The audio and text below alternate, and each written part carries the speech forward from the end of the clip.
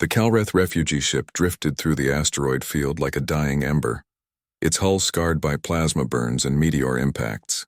Inside the cramped engineering bay, Cora pressed her scaled forehead against the cold bulkhead, her bioluminescent markings dimming with exhaustion.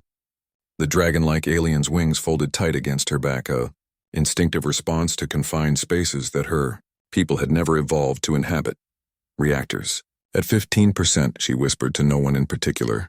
Behind her, 300 survivors huddled in the cargo holds, breathing recycled air that tasted of fear and desperation. The Vrex Dominion had scorched their homeworld to glass. The Calreth were now a species without a planet, refugees floating through unclaimed space where no government wanted the burden of housing them. That's when the human salvage vessel appeared on their sensors. Cora's combat training kicked in immediately. Humans were known throughout the galaxy, infamous really. They came from a death world called Earth, where everything from the microbes to the weather tried to kill them daily.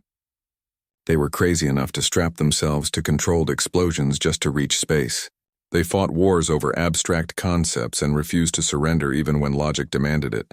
But they were also scavengers, pirates, opportunists who saw refugees as easy prey. The Calreth had nothing left to steal, but that wouldn't stop bullets. The docking clamp shuddered as it connected. Cora moved to the airlock, plasma pistol hidden beneath her tattered flight suit. When the door hissed open, she found herself staring at a single human male carrying nothing but a toolkit and a portable scanner.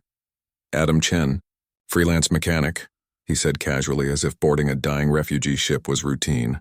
Got your distress signal. Mind if I take a look at that reactor? Cora's vertical pupils narrowed. We have no credits, no trade goods, nothing to pay you with. Adam was already walking past her toward the engineering deck, his boots clanging on the metal grating. Did I ask for payment? Your ship's about to breach containment. You've got maybe 6 hours before the whole thing becomes a radiation coffin. He knelt beside the reactor access panel, scanning it with practiced efficiency. Yep, thought so. Somebody jerry-rigged the coolant system with incompatible parts. You're bleeding plasma into the secondary manifolds. Our engineer died in the attack, Cora said quietly.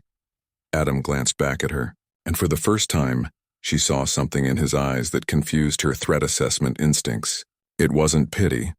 The Calreth had seen enough of that from the species that rejected their asylum petitions.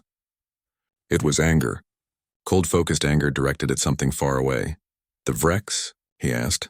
She nodded. Yeah. Adam turned back to the reactor, his jaw tight. They're real good at killing civilians and real bad at facing anyone who shoots back. He pulled a plasma torch from his toolkit. I'm going to need about 4 hours and complete silence. There's a restaurant station 3 jumps from here, Epsilon Waypoint. Tell your pilot to set course the moment I get this bucket moving again. We were denied docking there, Cora said, her voice barely above a whisper. They said they couldn't risk harboring Calreth refugees, that it might provoke the Vrex. Adam's laugh was harsh and humorless. Yeah, well, they're going to make an exception. He started cutting into the damaged manifold, sparks flying. Because I own 40% of that station. My mom runs the medical wing, my sister handles logistics, and my dad... He paused, something complicated crossing his face. My dad was a refugee too. Vietnamese boat person back on Earth, 1975. He drifted in the South China Sea while ship after ship passed him by. Cora's scales rippled, an involuntary display of surprise. But he survived. A Norwegian freighter captain ignored his government's orders and pulled 300 people out of the water. Lost his job for it. Never regretted it once. Adam pulled out a burnt-out component and tossed it aside. Humans have a saying, never again. We don't always live up to it. But some of us remember. For the next 4 hours, Cora watched the human work with an intensity that bordered on obsessive. He bypassed damaged systems, rerouted power through tertiary conduits, and jury-rigged solutions that shouldn't have worked but somehow did. When other Calreth approached nervously, he handed them tools and taught them repairs in simple patient terms. He shared his water ration. He gave a child his protein bar.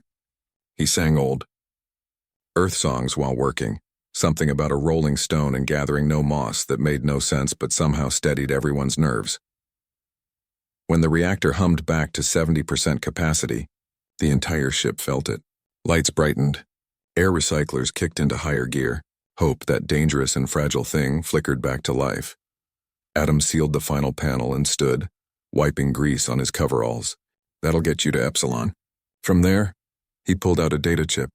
These are dock codes, residential assignments, and work permits, pre-approved. The station council's going to squawk, but they'll deal with it. Cora's hand trembled as she took the chip. Why? The question burned in her throat. Your reputation will suffer. You'll lose business. The Vrex might what? Come after one heavily armed human station in independent space. Adam's grin was sharp and feral. Let them try. We've been itching for an excuse. He headed toward the airlock, then paused. Besides, you asked the wrong question.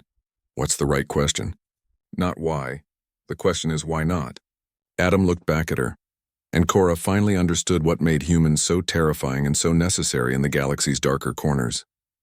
They were capable of staggering cruelty, yes, but also breathtaking kindness.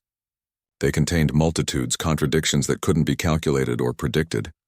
We have nowhere to go, Cora whispered, the weight of her species' displacement crushing down on her. Adam's expression softened. Now you do. After he left, Cora stood at the viewport and watched his salvage vessel pull away, its hull painted with Chinese and Norwegian flags alongside the blue marble of Earth. On the data chip, she found more than just dock codes. There were messages from other refugees, Yendari, Koloth, Tirene, all species that humanity had sheltered when the galaxy turned its back. And at the bottom, a simple text file. Pay it forward when you can. That's the only price. Adam. The Calreth ship jumped toward Epsilon Waypoint, toward a station run by the descendants of refugees, protected by a species too stubborn to let history repeat itself, toward a new home.